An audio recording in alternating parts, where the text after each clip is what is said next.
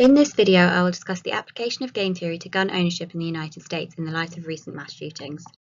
On the 1st of October 2017, a gunman opened fire at a music festival on the Las Vegas Strip. He killed 58 people and injured a further 546. Although the event was horrific, it was perhaps not all that surprising, considering the recent trends of increasing mass shootings in the United States. You may think that events such as this would put Americans off buying guns, as they would see the destruction that they cause.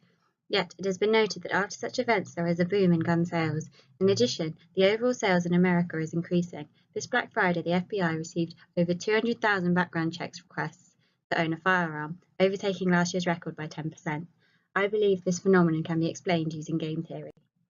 To formulate this game, we must make several assumptions. First, we assume that there are two players in this game, an attacker and a victim. Each player has two possible actions, being armed or being unarmed.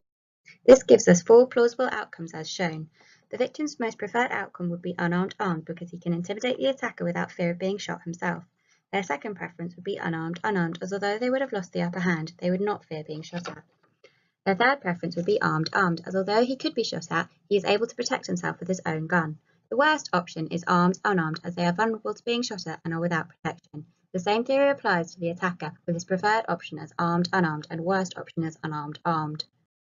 Now we must assign payoffs for each individual for each outcome. In this case, it is very difficult to assign payoffs as the utility of shooting is likely to differ between the victim and attacker. In addition, some people may argue that the loss of a victim's life is greater than the loss of an attacker's life.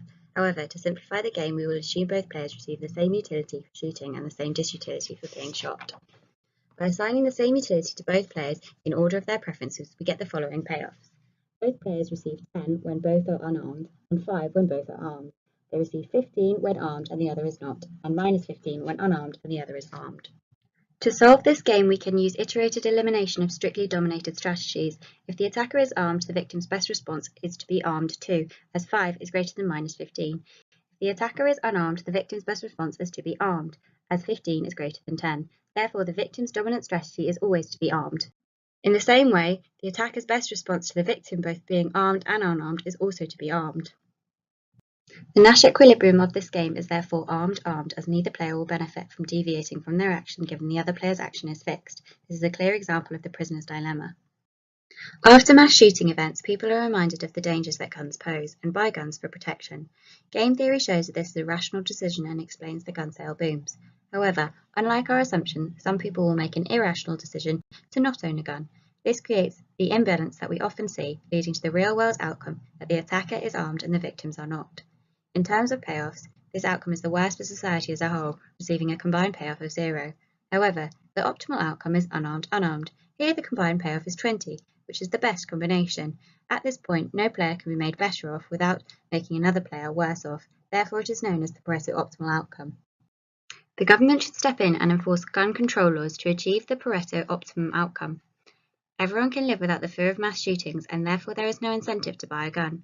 However, it is difficult to pass laws on gun control as they are unpopular with American people, particularly under the Trump administration.